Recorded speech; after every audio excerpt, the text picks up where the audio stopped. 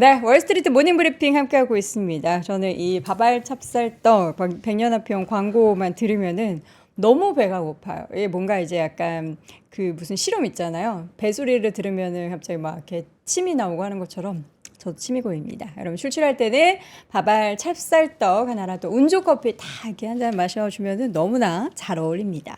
자, 이번에는 시장이 배가 고픕니다. 저희 시장 정보에 대해서 배가 고프니까 이분과 함께 채워보도록 하죠. 글로벌 인터뷰 서강대학교 경제학과의 허준영 교수 함께합니다. 교수님 어서 오세요. 네, 안녕하세요. 네, 반갑습니다. 여의도 주민. 예. 네. 이 새벽같이 감사합니다. 뭐 가깝습니다. 네. 괜찮습니다. 걸어오시죠? 맞습니다. 예, 걸어서 제가 알기로는 학교도 가시고 맞습니다. 충무로도 가시고 한다고 들었는데. 네, 제가 살이 잘 찌는 체질이어서 살을 지금 한 20kg 뺀 거거든요. 그래요?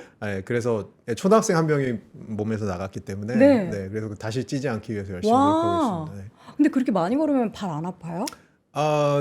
선천적으로 무릎이랑 뭐 하체가 좀 약하진 않은 것 같습니다. 그래요? 다행입니다, 아직까지는. 와, 걸어서 다이어트를 유지하고 있다라는 허준영 교수님. 와, 대단하십니다. 저도 열심히 한번 운전하지 않고 걸어야 되는데 전 집이 남양주여가지고 네. 걷기가 좀 네, 거의 마라톤 수준이라서. 마라톤을 한번 해보시. 근데 피부가 상하실 수 있으니까 네. 조심하시는 게 좋을 것 같습니다. 피해야죠, 전. 네. 자, 오늘은 여러 가지 이야기를 해볼 텐데 이번 주 또 FOMC도 예정돼 있고 하기 때문에 다양한 시나리오별 시장의 대응 그리고 지금 시그널들 한번 파악을 해보도록 하겠습니다. 그에 앞서서 이제 지난주에 PC 발표가 있었어요. 근데 우리가 뭐 이제 지겹게 듣긴 했지만 CPI다, PC이다 이게 미국의 뭐 물가 지표다라고 하는데 연준이 PC를 중요시하는 이유도 궁금하고 이 PC라는 게 정확하게 뭐죠?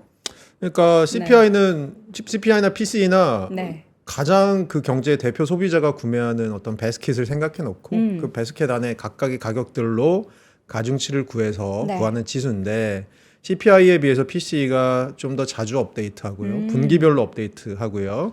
그다음에 PC가 좀 더 넓은 베스킷입니다. 그러니까 네. 포함하는 게 소비자가 직접 지출하는 것뿐만이 아니고 소비자를 위해서 회사가 지출하는 뭐 메디케어나 아니면 뭐 의료보험 이런 것까지 다 포함하고 있어서 좀 더 가격에 대한 정확한 인상을 줄 수 있다라는 점에서 연준도 이걸 좀 주목하는 것 같고요. 그런 측면에서 이제 PC를 보면 예를 들어서 주거비 비중이 CPI는 한 35% 정도 되는데 PC는 한 17%, 16% 훨씬 낮습니다. 그 얘기는 바스켓이 딴 쪽이 훨씬 더 넓다라는 얘기죠. 네. 그런 측면에서 연준은 PC를 보는데 PC가 제가 좀 눈여겨보는 거는 시장의 기대치랑 어떻게 되느냐를 봤을 때 4월, 5월, 6월 세 달 연속 지금 시장의 기대치와 부합하는 정도의 PC가 나온 것 같아서 근원도 그렇고요. 그래서 뭐 사실은 제가 여기 나와서 늘 말씀드린 건 연준은 데이터 한 번 보고는 판단 안 하겠다고 했지만 데이터가 쌓이면 그리고 데이터가 이 물가 쪽의 PC 데이터뿐만이 아니고 지금 노동시장도 약간 식어가는 시그널이 나오잖아요. 그쵸. 그런 측면에서는 데이터가 쌓이고 있다. 장작을 모으고 있다라고 생각하시면 될 것 같습니다. PC, 그러니까 물가 지표 가운데 PC를 연준이 한 번 보고 확인 안 한다. 그럼 한 뭐 3번 정도 확인하면은 좀 믿을까요? 분기 정도. 그러니까 분기에 한 번씩도 PC가 나오잖아요. 네, 그러니까요. 그래서 제 생각에 조금 생각이 요즘 드는 게 뭐냐면 네. 앞으로 연준의 9월에 저는 금리 인하를 할 거라고 생각은 하는데 9월? 네, 첫 인하를. 근데 네. 그때까지 PC 발표를 생각해 보면 지금 2번인가 남았을 겁니다. 한 번인가 2번 남았을 겁니다. 네. 그런데 연준이 늘 얘기하듯이 데이터 한 번, 2번 보고 판단 안 하겠다라고 하면 앞으로 2달 정도 중에 한 달 정도 튄다고 하더라도 그걸 보고 연준이 다시 물가가 상승 기조로 가지는 않는구나. 제 전제 조건은 예를 들어서 뭐 중동발 지금 위기 아까 박종원 팀장께서 얘기해 주신 부분이 더 심해지거나 이런 네. 근원적인 이유가 있지 않은 상태에서 PC가 한 번 정도 튀는 것 정도의 연준은 이거는 한 번 보고 판단하지 않겠다. 우리는 물가가 잘 잡히고 있다고 생각한다라는 경로에는 큰 이상이 없다고 생각해서 저는 9월에 내릴 것을 조금 지금 생각하고 있는 겁니다. 근데 시장은 또 한편에서 막 7월에 금리 인하해야 된다. 골드만삭스에서도 지금 환경이 딱 금리 인하하기 적합한 시기다라고 얘기를 하면서 뭐 그 확률, 패드워치의 확률도 좀 올라가잖아요. 그럼에도 불구하고 9월이다. 그러니까 제가 여기 나와서도 늘 드리는 이 얘기를 하다 보니까 제가 되게 반복을 잘하네요. 저 이렇게 출연료 좀 깎으셔야겠습니다. 근데 그 예전에 드린 기억하실 말씀이 거예요. 네. 되게 큰 배 같은 거죠. 연준의 금리 결정이라는 건. 그래서 방향을 틀 때 미리 틀어놓고 생각을 해야 되는데 그 틀어놓는 게 일종의 깜빡인 거죠. 깜빡이 켜고 돌려야지 그렇지 않으면 사고가 날 수 있습니다. 깜빡이 요즘에 약간 키시는 것 같던데요. 파월 의장이 네. 스탠스가 완전 비둘기가 돼가지고 얼마 전에 네네, 그게 다 맞습니다. 이제 민주당 쪽 지지율을 위한 거다 소리가 나올 정도로 갑자기 둘기가 되셔가지고 네네네. 깜빡이가 뭐 파월 의장을 포함해서 네. 연준은 매파하셨던 분도 비둘기파로 최근에 돈다 뭐 이런 얘기들 여러 가지 있는데요. 네. 제가 생각하기에는 7월에 FOMC를 이번 주에 있을 FOMC를 아마 대형 깜빡이의 어떤 기회로 삼지 않을까 생각하고요. 네. 그리고 나서 시장한테 자, be ready, 준비해라. 자, 이제 간다라고 생각하고 9월에 가지 않을까 생각하고 있습니다. 8월엔 FOMC가 없죠. 8월엔 없습니다. 8월에 없으니까 네. 이제 7월에 이번에는 금리 인하하지 않아도 시그널을 주는 거죠. 예, 9월에 깜빡이를 할 거야 그렇지. 하면서. 서울시청 앞에다가 키는 거죠. 그러니까 그러면 시장은 또 선반영 하잖아요. 네. 그럼 9월에 할 거를 7월부터 선반영해서 뭔가 착착착 시장의 분위기가 완전 달라질 예, 수 그게 있겠네요. 저희가 생각하면 한편으로는 선반영이지만 한편으로는 쿠션을 먹는 거죠. 예, 그렇게 생각하시면 되죠. 그 미리 충격 흡수를 네. 할 기회를 줘야 되는 거죠. 충격이라고 하셨어요. 네. 충격 어쨌든 변화라는 거는 있으니까요. 네. 그거는 좋은 의미건 나쁜 의미건 충격인 거죠. 부정적으로 단기적으로 나타날 수 있는 금융시장의 현상은 뭐가 있을까요? 뭐 너무 달리다가 뭐 문제가 생기는 경우도 있을 수 있겠지만 저는 이미 충분히 너무 달려왔기 때문에 네. 왔다고 생각하기 때문에 이 금리나 깜빡이가 좀 더 심하게 들어간다고 해서 제가 보기엔 뭐 시장이 그걸 보고 굉장히 놀라거나 오버 리액션 하거나 뭐 그럴 가능성이 좀 적은데 네. 오히려 골드만삭스에서 왜 7월에 내려야 된다고 생각을 했냐라고 생각을 해보면 결국은 우리가 못 보는 걸 그들은 보고 있다라고 뭐 그들은 생각하는 걸 수도 있잖아요. 경기에 대한 안정 경기에 대한 급격한 둔화 가능성 이런 것들이 있다라고 보는 것도 있는 것 같아요. 한편에서는. 근데 네. 그 가능성이 아직은 크지 않다라고 저는 판단하고 있습니다. 지금 그러면은 약간 시장도 눈치를 봤잖아요.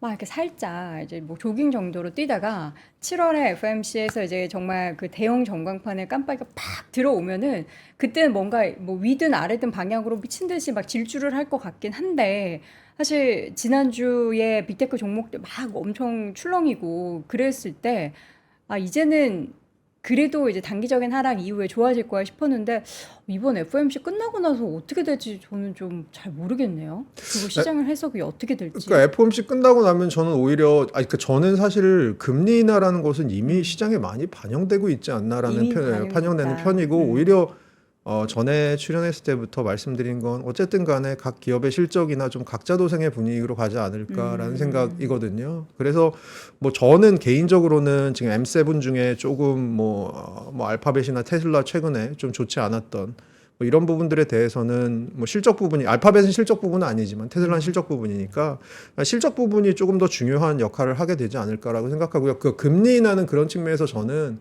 걸치적거리던 거 하나가 사라지는 거지 그 자체가 앞으로 굉장한 어떤 군불이 되지는 않을 것 같다는 생각이 드는 거죠. 네.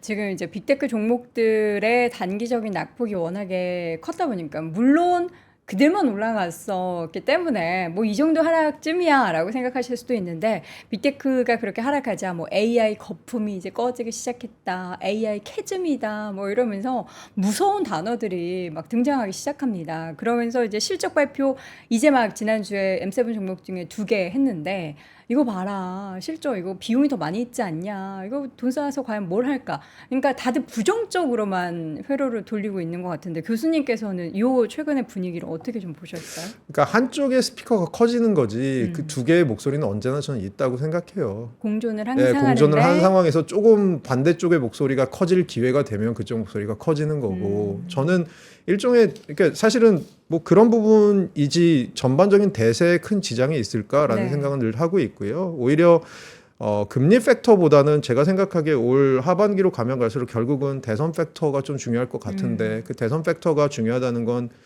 전반적으로 매크로에도 영향을 미치지만 아까 로테이션이라는 말씀 박종훈 팀장님께서 쓰셨는데 로테이션에 큰 영향을 줄 것 같아서 대선 팩터가 근데 사실 이렇게 다이나믹한 대선을 저는 적어도 제가 뭐 나이가 많다면 많고 적다면 적은데 최근에 본 적이 없는 것 같아서 굉장히 대선 팩터가 그 어느 때보다 좀 관심도가 좀 올라간 상황이 아닌가라고 생각합니다.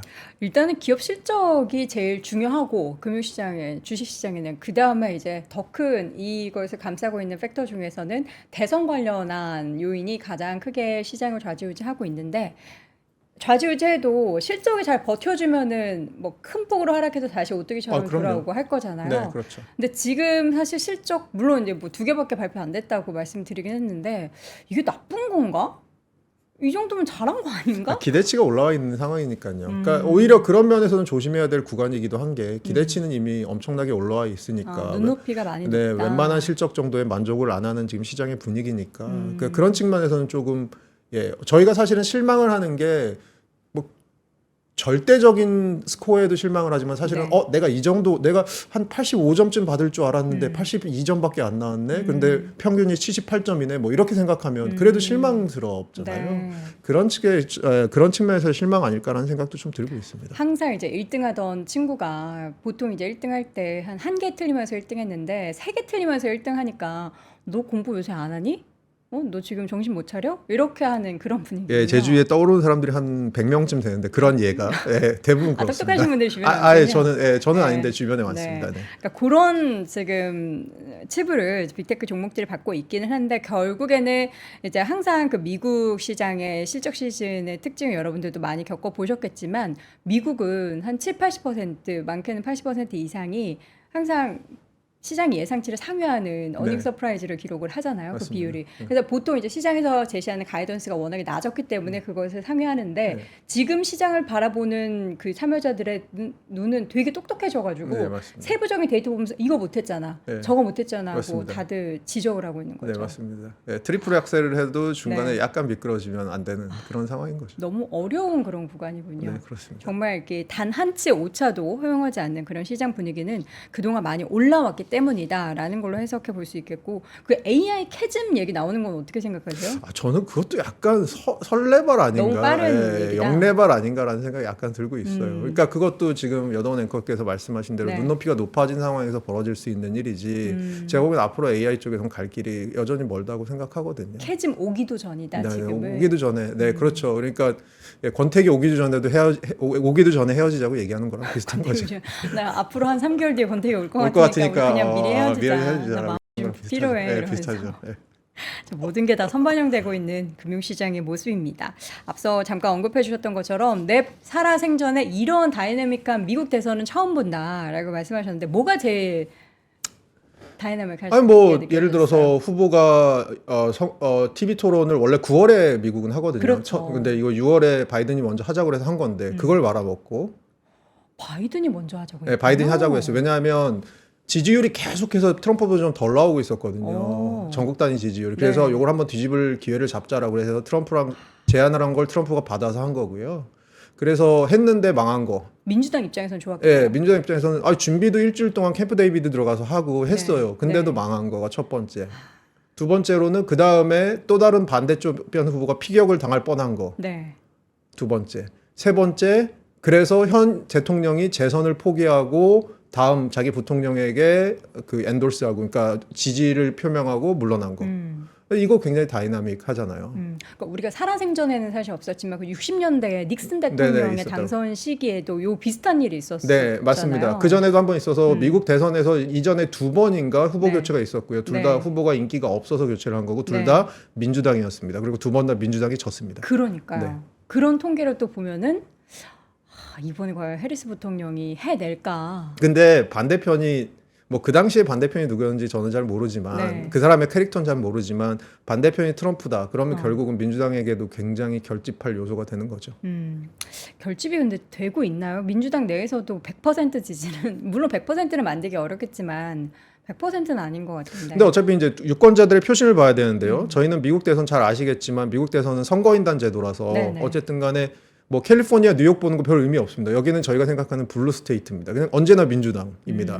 뭐 테네시, 텍사스 볼 거 없습니다. 여기는 언제나 레드 스테이트입니다. 언제나 공화당입니다. 그러면 결국은 스윙을 봐야 되는데요. 스윙 스테이트라고 하는 경합주를 봐야 네. 되는 거잖아요. 경합주 여론조사가 최근에 나오고 있는데요. 저번 주말에 나온 여론조사를 보니까 이건 리얼 클리어 폴리틱스라고 하는 미국에서 제일 여론조사 많이 하는 데서 하는 건데 보면 위스콘신이랑 미시간이랑 펜실베니아가 그 동북 쪽의 경합주인데 다 지금 0.7에서 1% 차이 혹은 미시건은 타이까지 나오고 있고 펜실베니아는 여전히 3% 해리스가 지고 있는데 많이 따라왔죠.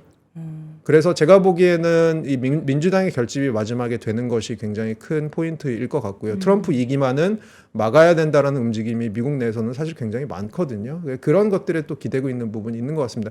제가 보기엔 해리스의 개인적인 카리스마나 인기도 물론 중요하겠지만 이번 선거는 여전히 트럼프 2기를 허용할 것인가 그렇지 않을 것인가에 대한 선거인 것 같고요. 그리고 미국 선거는 뭐 여기 잘 아시는 분들도 계시겠지만 48대 48입니다. 네. 48%는 언제나 민주고요.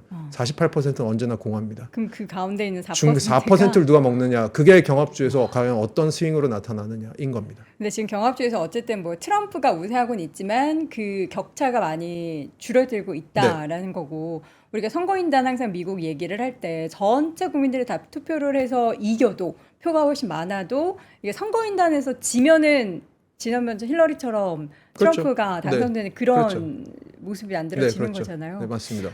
그럼 이번에 어떻게 될지 예측이 막판까지 너무 어렵겠네요. 이렇게 계속 경합이면. 네, 그럼 제가 최근에 이거를 제가 요즘 정치학자인지 경제학자인지 사실 잘 모르겠어요. 다 연동돼 있죠. 아니 그리고 뭐. 너무 제가 네. 재밌고 관심이 있어서 요즘 공부를 네. 막 하는데 지난 선거를 보니까 이번 선거 공식이 그거더라고요.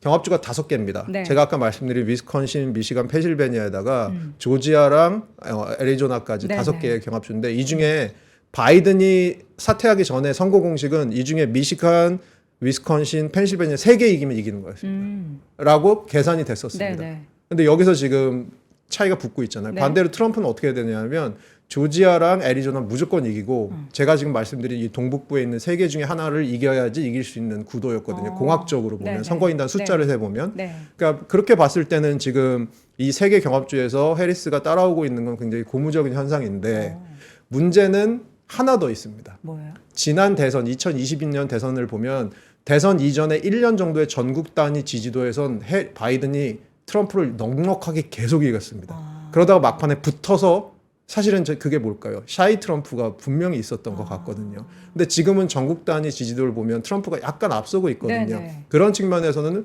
해리스 쪽에 분명히 불리한 요소도 있습니다. 이거 끝날 때까지 끝난 게 아닌 그런 선거 관련한 이슈가 있을 텐데 그럼 이렇게 불확실성이 있는 상황 속에서 시장이 뭐 선거가 있는 해에는 뭐 플러스였다 좋았다라고는 하는데 이게 연초에 워낙에 좋았다 보니까 앞으로 선거까지의 기간이 한 3, 4개월여 남았는데 별로 안 좋을 것 같다라는 그런 생각도 좀 들어요. 평균적으로 보면은 뭐 많이 올랐으니까 기저효과가 있으니까 그럴 수도 있고요. 네. 오히려 저는 남은 기간 동안 주식시장에는 트럼프 리드가 좀 더 호재로 작용하지 않을까. 주식시장 트럼프. 전반적으로 봤을 때는. 왜냐하면 어쨌든 간에 지금 현 정부가 바이든이고 현 정부에서 많이 수혜를 본 종목들이나 아닌 종목들에 대해서 상대적으로 트럼프 리드가 생길 때 조금 빛을 비출 수 있는 부분이 있을 것 같아서 네. 제가 생각해요. 주식시장 자체만 봤을 때 그러니까 로테이션 같은 거 섹터별로 보는 게 아니고 전반적인 주식시장을 봤을 때 트럼프 리드가 조금 더 유의하게 좀 영향을 미치지 않을까라는 생각은 좀 있습니다. 거의 이제 트럼프 쪽으로 많이 기울어져 있는 건 맞는데 그 격차를 해리스가 얼마나 빠르게 좁히고 뒤집느냐가 관건이 될 것 같은데 네. 그러면 이제 트럼프 쪽 그래서 시장은 이미 트럼프 쪽 관련 뭐 수혜주다 관련한 산업이다 하면서 이야기가 참 많습니다. 1기 때는 이제 미중 아주 중국 때리기 해가지고서 큰 국민적 뭔가 지지를 얻었다라고 해서 이번에도 계속 그럴 걸로 보이는데 2기가 만약에 들어서면은 뭐가 가장 포인트라고 생각해요? 그러니까 여전히 관세를 갖고 할 건데, 그러니까 관세. 1기 저는 이제 지금 앵커께서 말씀해 주셨는데 1기 관세 전쟁의 이면을 저희가 좀 볼 필요가 있어요. 2017년에 트럼프 처음 집권했을 때 미국에서 중국에 매기는 평균 관세율 8%였고요. 중국도 미국에 3% 정도였고요. 중국이 미국에 대해서 매기는 평균 관세율 8%였습니다. 이게 근데 미국이 2년간 이거를 20% 중반대까지 올립니다.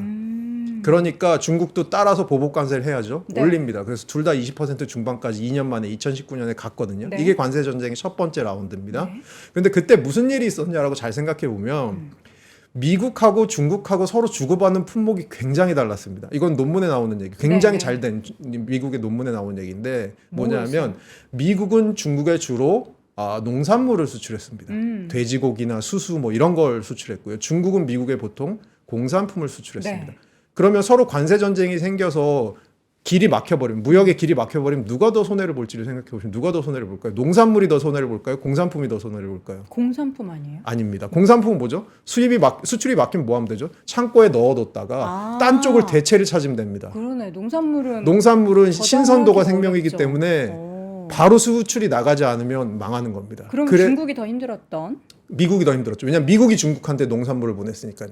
중국은 미국한테 공산품을 보냈고 중국이 미국에게 그런 농산물을 못 받으면 중국이 힘든 거잖아요. 힘든데 중국은 네. 또 자기 내에서 생산하는 농산물도 있었으니까요. 좀 더 비싸지고 네네. 이런 가격은 있지만 네.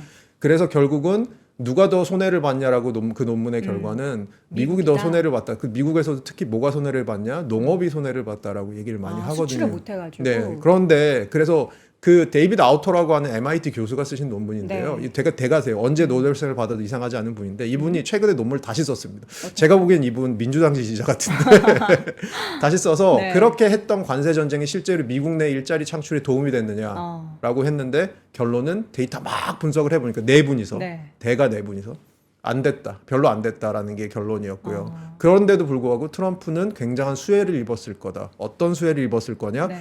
그 농부들의 입장에서는 실제로 이 대가들이 아주 오랫동안 데이터를 분석해서 나와야 되는 결과를 알 리가 없잖아요.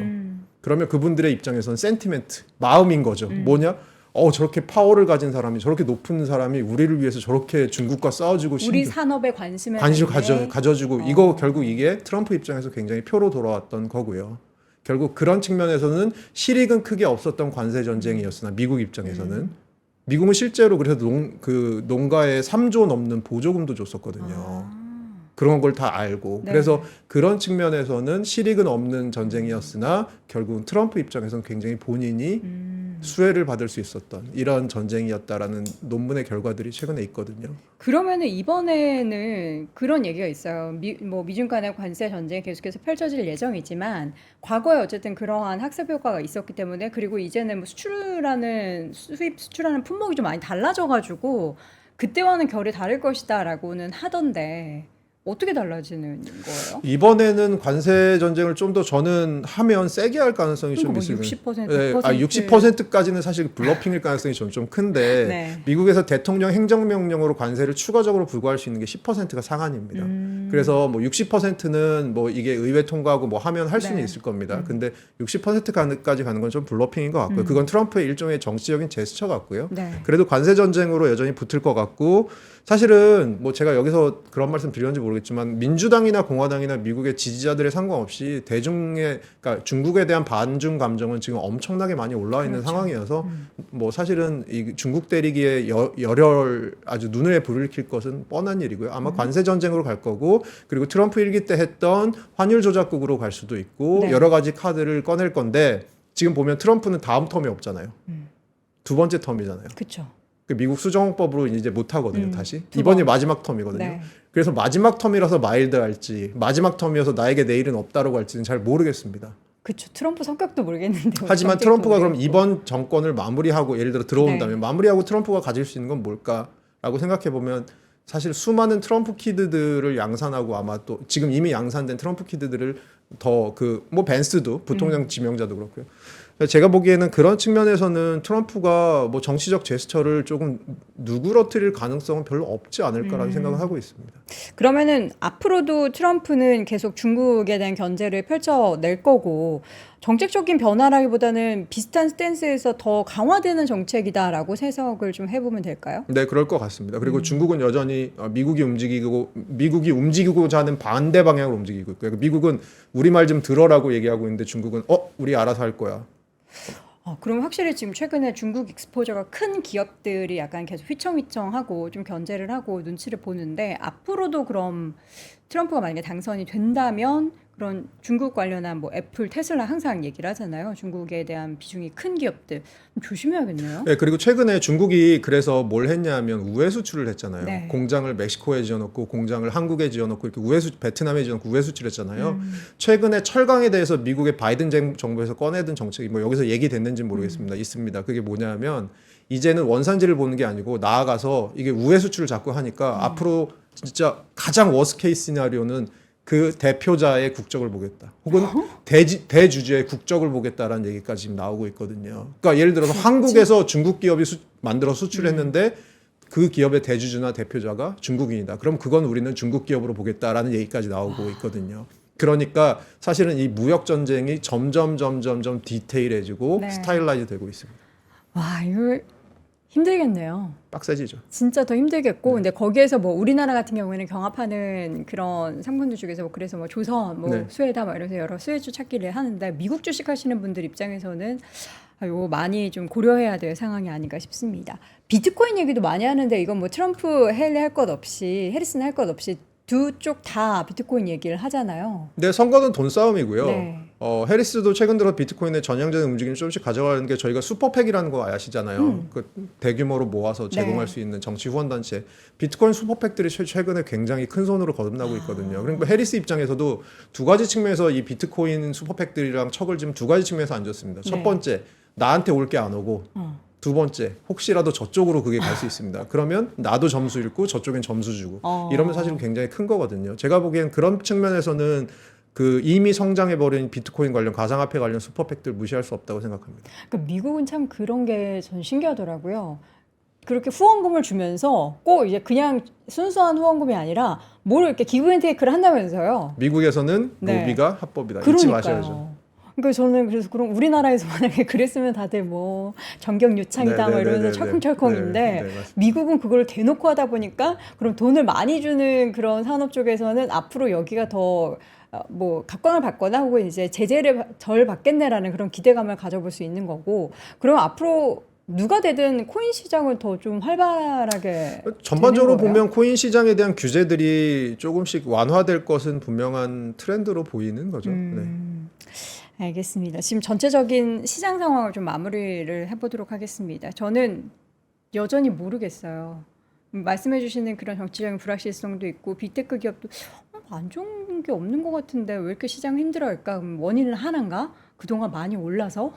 그 원인은 하나에 오늘 저는 여돈 앵커님이랑 얘기하면서 더 확실해진 게 눈높이가 높아진 게 제일 큰 문제인 것 같은데요. 이게 결혼을 하려면 네. 이제 나랑 잘 맞는 사람. 네.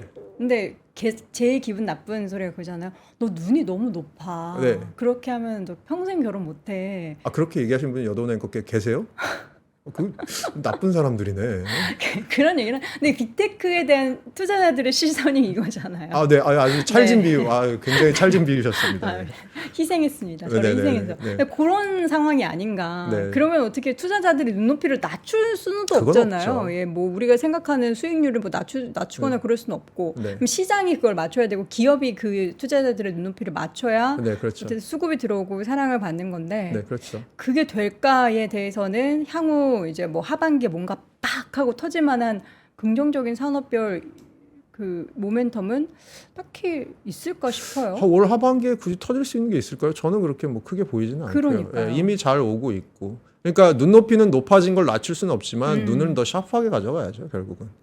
샤프하게 가져가는 우리 교수님께서 샤프하게 보시는 산업이 혹시 있으신가요? 그러니까 저는 아까 이제 트럼프 얘기를 했으니까 저는 전에도 그런 얘기 말씀드렸잖아요. 네. 뭐 헬스케어 관련된 얘기 많이 하는데 저는 미국 보험업 쪽에 조금 관심이 최근 들어서 많이 가면 보험업 쪽에 왜냐하면 뭐 어쨌든 간에 민주당에서는 조금 크게 보험을 나라에서 하겠다라는 걸 이제 줄이겠다라는 게 트럼프 쪽 얘기니까 트럼프가 당선될 가능성이랑 또 이렇게 보면 보험업 같은 걸 좀 보고 있고요. 그리고 또 최근 들어서 약간 이건 미국 얘기는 아니지만 어쨌든 간에 일본이 어떻게 풀리는지를 좀 보는지도 저는 조금 재밌을 것 같고 중요할 것 같습니다. 이거는 전반적으로 미국 시장의 매크로 이펙트에는 영향을 그렇게 크게 주지는 않겠지만 우리 지금 어쨌든 간에 N 쪽에다 투자한 분들 혹은 N 캐리 트레이드 하시는 분들도 있고 혹은 네. 그쪽이 지금 미국에 들어와 있는 분도 많기 때문에 결국 제가 보기에는 일본이 이제 향후에 어떤 정책들 어떻게 풀어 나갈지 이런 것도 저는 조금 보고 있는 부분 중에 하나입니다. 알겠습니다. 자, 오늘 또 재미난 이야기를 했고 살신성인으로 찰진 비유까지 한번 해봤습니다. 자, 오늘 글로벌 인터뷰 서강대학교 경제학과 허준영 교수와 함께했습니다. 교수님 고맙습니다. 감사합니다. 박근영, 이선영, 사경인, 염승환 투자 마스터들의 세심한 케어로 건강한 투자 습관을 만드세요. 3프로 멤버십 3프로 앱에서 확인하세요.